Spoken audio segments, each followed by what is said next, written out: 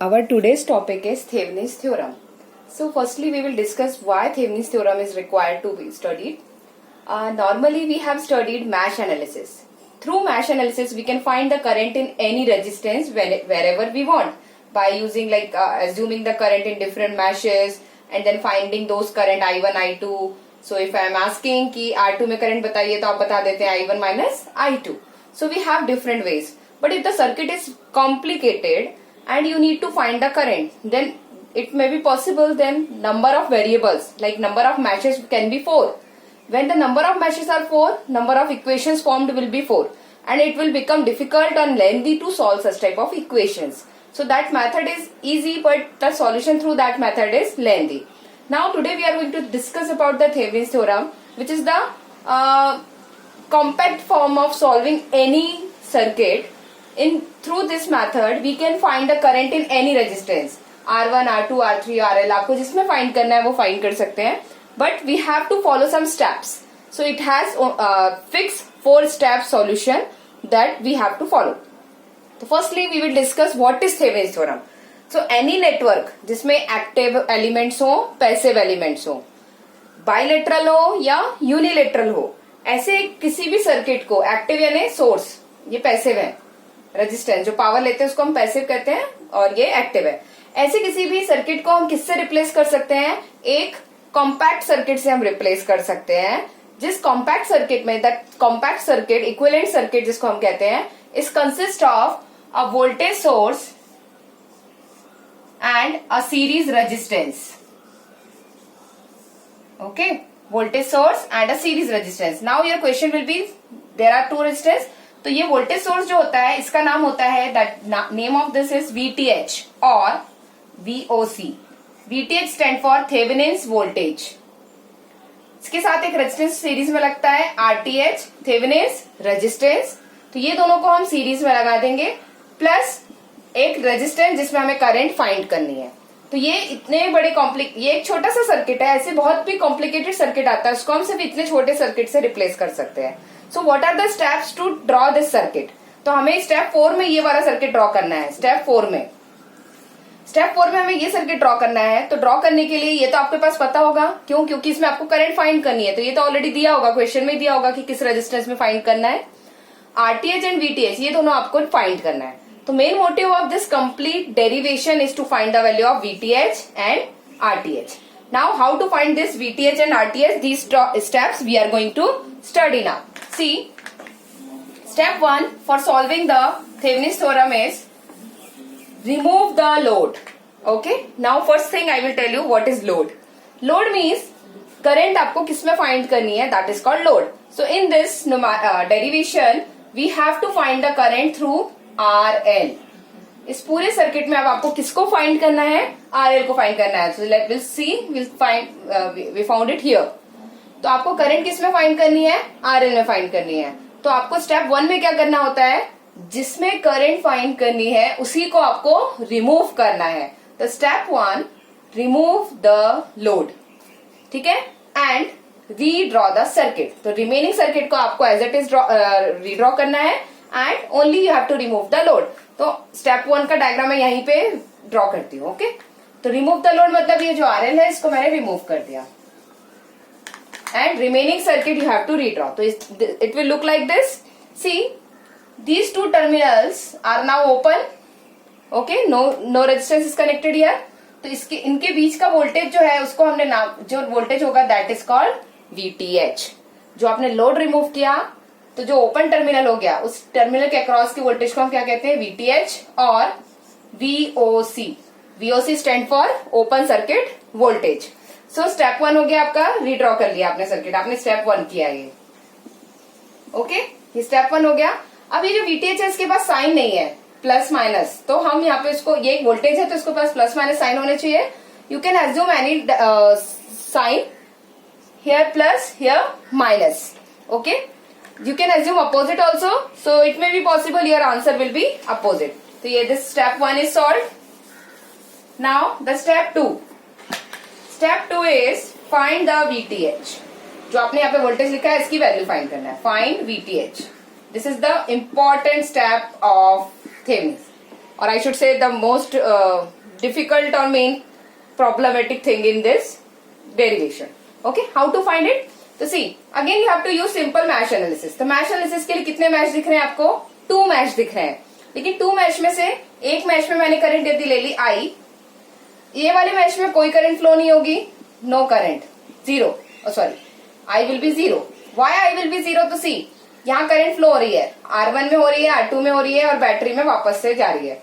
अगर यहाँ पे हम देखें तो ये बैटरी से करंट जब यहाँ आ रही है और यहाँ टर्न हो रही है तो ये करंट यहाँ भी जाएगी, यहाँ जाएगी, लेकिन आगे जाके there is a open circuit. तो जब ओपन होता है तो करंट उस पाथ पे चलती ही नहीं है, क्योंकि आगे जाने के बाद क्या होगा, वो ओपन है. तो जब तक सर्किट क्लोज नहीं है तब तक करंट उस पाथ पे आती ही नहीं है. तो यहाँ पे करंट क्या हो गई आपकी, 0. ठीक है, तो इस मैश में कोई करंट नहीं होगी. अब आपको क्या दिख रहा है, यहाँ पे एक ही मैश है जिसमें आपको करंट दिख रही है. ठीक है, तो जिसमें आपको दिख रही है उसी में हम केवीएल लिखेंगे. तो लिखेंगे KVL in mesh 1. We are going to follow the step of solving the KVL. See, battery से निकली करंट क्लॉकवाइज डायरेक्शन में है, plus minus plus minus. I am going to start writing from here. तो क्या आएगा, plus current कितनी है, I into R1 resistance, plus sign I current resistance R2, आगे आएंगे minus V is equal to 0. In this is the derivation. When we will solve the numericals, the value of R1, R2 and this V में भी 5 volt 10 volt ये आपको दिया रहेगा. तो सिर्फ अननोन क्या है, यहाँ पे I है. तो ये क्या लिख सकते हैं हम, I is equal to V उस तरफ चला जाएगा, R1 R2 कॉमन निकल जाएंगे, तो I is equal to V upon R1 plus R2. ये हमें क्या मिल गई, इस मैश की करंट मिल गई है. लेकिन हमें फाइंड क्या करना था, we have to find the VTH. Okay, so how to find VTH? This is the very important thing you should learn now. Okay, क्या स्टेप लर्न याद रखना है अब यहाँ पे. जितने भी आपको जहां पे VTH निकालना होता है वो मैश में आपको KVL लिखना होता है, बट उसके आसपास जितने भी मैश होते हैं उनमें करंट फ्लो होती है, तो उनकी करंट निकालनी होती है. तो सबसे पहले हमें करंट निकालनी होती है, वो हमने निकाल ली.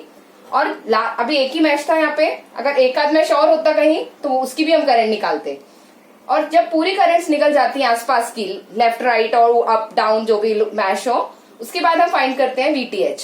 VTH क्यों फाइंड करने के लिए हमें क्या करना होगा, KVL लिखना होगा. क्यों और कहाँ पे लिखना होगा, जहां पे VTH लिखा हुआ है ऐसे मैश में लिखना है. तो VTH कहाँ लिखा है, यहाँ लिखा है. क्यों, अगर मैं यहाँ पे VTH निकालूंगी तो यहाँ पे वर्ड ही नहीं आएगा VTH. तो मुझे कहाँ पे KVL लिखना है, जहां पे VTH वर्ड आना चाहिए. तो I am going to write the KVL in mesh 2. Here only I am going to write. तो KVL in mesh 2. Okay, KVL in mesh 2. See, we'll start from here. See, is there any current in this? No. तो current नहीं है, क्यों, क्योंकि आगे जाके open है. तो R3 यानी रेजिस्टेंस इंटू करंट कितनी है, 0. ये किसकी वैल्यू है, I की. ठीक है, ये हो गया यहां से लेके यहां तक का पोटेंशियल. मैंने इसको प्लस एज्यूम किया, इसको माइनस लिया है. क्यों, क्योंकि करंट होती तो ऐसे फ्लो होती. इसके बाद कौन सा साइन आया, प्लस पोटेंशियल कितना है वहां का, VTH. आगे आएंगे, यहाँ पे कुछ भी नहीं है. इसके बाद यहाँ पे आते हैं, यहाँ पे कौन सा साइन आ रहा है, minus I into R2 is equal to 0. Now one more thing, as I have told, when we write the mesh we give the sign. तो अगर मैं यहाँ पे I एज्यूम किया था तो मैंने इसको प्लस और माइनस दिया था, करेक्ट. अगर मैं यहाँ पे I1 एज्यूम करती तो मैं यहाँ पे प्लस और माइनस मुझे फिर से देने पड़ते. लेकिन मेरे पास कोई खुद की करंट नहीं है इस वाले मैश में, तो I can not give these direction. ठीक है, ये डायरेक्शन हमें नहीं देनी है. क्यों नहीं देनी, जब करंट ही नहीं है तो कौन से डायरेक्शन. तो यहाँ पे करंट के कोई डायरेक्शन, इसलिए यहाँ पे भी मैंने डायरेक्शन मार्क नहीं किए थे. लेकिन इस ब्रांच में करंट फ्लो हो रही है, किसके कारण हो रही है, फर्स्ट वाले मैश के कारण. तो जिसके कारण हो रही है उसी का डायरेक्शन हमें यहाँ पे रिटेन करना है. तो कौन सा डायरेक्शन पहले आ रहा है, माइनस. तो मैंने यहाँ पे क्या लिखा है, minus I into R2 equal to 0. ठीक है, तो ये हो जाएगा 0. तो कितना आ जाएगा, VTH is equal to I into R2. I की वैल्यू हमने फर्स्ट वाले स्टेप में निकाली थी, कितनी आई थी, V upon R1 plus R2 into R2. ये हो गया VTH. ठीक है, ये हो गया आपका VTH वोल्ट. वोल्टेज में है तो वोल्ट में आएगा. तो ये हो गया आपका step 2. Now we are going to solve the step 3. What is the step 3? Step 3 means same thing, आपको लास्ट में क्या ड्रॉ करना है, एक कॉम्पैक्ट सर्किट ड्रॉ करना है जिसमें क्या क्या रहेगा, VTH रहेगा, RTH रहेगा और क्या रहेगा, लोड रहेगा। तो स्टेप 3 फाइंड RTH। अब RTH कैसे फाइंड करते हैं, तो देखिए RTH फाइंड करना है, टोटल रेजिस्टेंस फाइंड करना है। टोटल रेजिस्टेंस फाइंड करने के लिए सर्किट में सिर्फ रेजिस्टेंस होना चाहिए। इन केस सर्किट में बैटरी लगी हुई है जो, उनका क्या करेंगे फिर हम, क्योंकि हमें रेजिस्टेंस निकालना है तो बैटरी हमारे रिमूव करनी होगी। तो हम क्या करेंगे, जितनी भी बैटरी लगी हुई है, बैटरी को हम क्या कर देंगे, शॉर्ट सर्किट। क्यों करेंगे शॉर्ट सर्किट, क्योंकि उसका इंटरनल रेजिस्टेंस कितना होता है, 0 होता है। किसका, वोल्टेज सोर्स का। बैटरी मतलब वोल्टेज सोर्स। वोल्टेज सोर्स का इंटरनल रेजिस्टेंस कितना होता है, आइडियल 0 होता है। 0 को हम किससे रिप्रेजेंट करते हैं, शॉर्ट सर्किट से। तो सी द डायग्राम जो पहले बना हुआ था, यहाँ पे बैटरी लगी थी, ये रेजिस्टेंस था, ये यहाँ पे एक और रेजिस्टेंस था, ये ओपन था। ये हमने ओपन किया था स्टेप 1 में। ये था हमारा R1, this was our R3, this was R2 and this battery. तो अगर हम RTH फाइंड कर रहे हैं तो don't do such type of mistake कि अगर आप क्लास में आपको नंबर ऑफ स्टूडेंट्स काउंट करने कहा जाए और वहां पे टीचर्स भी होंगे, तो you are not going to consider the teachers. So here the voltage is teacher, ठीक है। So we are not going to count it कि ये रेजिस्टेंस है, इसलिए हम इसको सबसे पहले क्या करेंगे, रिमूव करेंगे। रिमूव करेंगे मतलब यहाँ से वोल्टेज हटा देंगे। Voltage if you will remove, तो यहाँ पे क्या करना होगा, शॉर्ट सर्किट। 0 रेजिस्टेंस है ना, शॉर्ट सर्किट। अब सर्किट में सिर्फ रेजिस्टेंस है। कभी भी टोटल रेजिस्टेंस निकालने के लिए first thing you should know is कहां पे निकालना है। तो जहां पे हम VTH निकालते हैं ओपन टर्मिनल, वहीं पे हमें क्या निकालना होता है, RTH। इसलिए कहा जाता है finding the RTH looking through the open circuited terminal. Open circuited means this. As I already have taught in last previous lecture how to solve series and parallel combinations of resistance. So the same steps we have to follow. अगर हमें यहाँ पे निकालना है, it's like cleaning a room. अगर हमारा door यहाँ पे है तो आपको सारे रेजिस्टेंस को डोर के पास लेके आना है, सारे गार्बेज को यहाँ पे गेट के पास लेके आना है, ठीक है। तो हम हमेशा कहाँ से सॉल्व करते हैं, बैक से स्टार्ट करते हैं। तो देखिए R1 और 0, R1 होगा, सिर्फ ये R1 है, ये R1 जो है ये एक वायर के थ्रू सिंपली R2 के अक्रॉस में कनेक्ट है। तो R2 और R1 दोनों के दोनों टर्मिनल्स आपस में कनेक्टेड है, यानी दोनों कैसे हैं, पैरेलल में है। तो I can redraw it. R2 को एज इट इज ड्रॉ किया। सी में कभी भी आप अगर as it is circuit draw करते हो रिमेनिंग, तो आपसे मिस्टेक नहीं होगी। अगर आपने शॉर्टकट डायरेक्ट स्टेप में सॉल्व किया तो न्यूमेरिकल में मिस्टेक होती है। तो ये हो गया RTH। यहाँ पे R1 R2 कैसे दिख रहे हैं, पैरेलल में। तो R1 और R2 का पैरेलल कितना होगा, R1 into R2 divided by R1 plus R2। And then यहाँ पे क्या लगा हुआ है, R3, और यहाँ पे क्या लिखा है, RTH। सी प्रीवियसली अगर मैंने आपको ये डायग्राम देख के सॉल्व करने कहा होता तो आप बोल देते madam R2 and R3 are in parallel.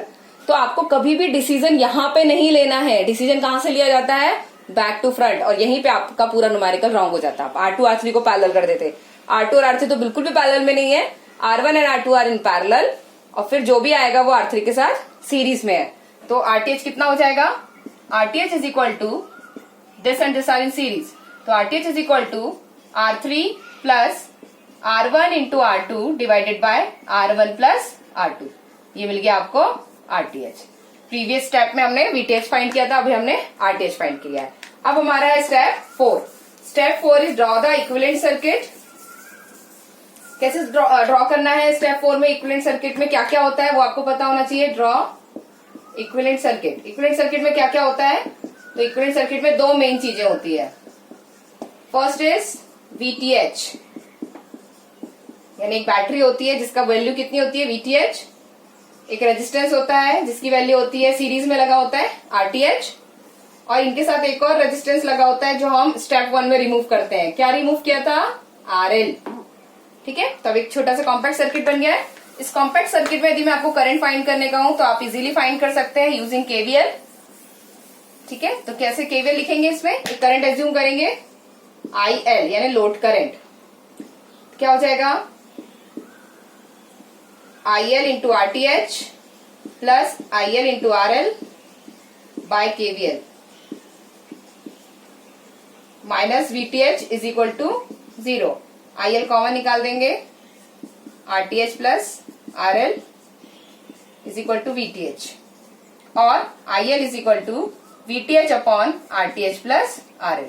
तो ये निकल गई आपकी लोड करंट। लोड करंट मतलब current flowing through the load resistance, ये आपकी करंट है, यही आपका आंसर होगा इन एम्पियर। ओके, तो ये आप डायरेक्ट ऐसे फॉर्मूले से भी निकाल सकते हैं। ये बहुत इंपॉर्टेंट फॉर्मूला है। अगर आपको ये स्टेप नहीं करना है then you can skip it and you can directly draw this circuit and write this formula. What is load current I? I is equal to V by R। कितना voltage है इस पूरे सर्किट में? VTH। तो VTH resistance कितना है? RTH and RL in series, तो RTH plus RL। तो ये आपको करंट मिल गई and this will be the final outcome.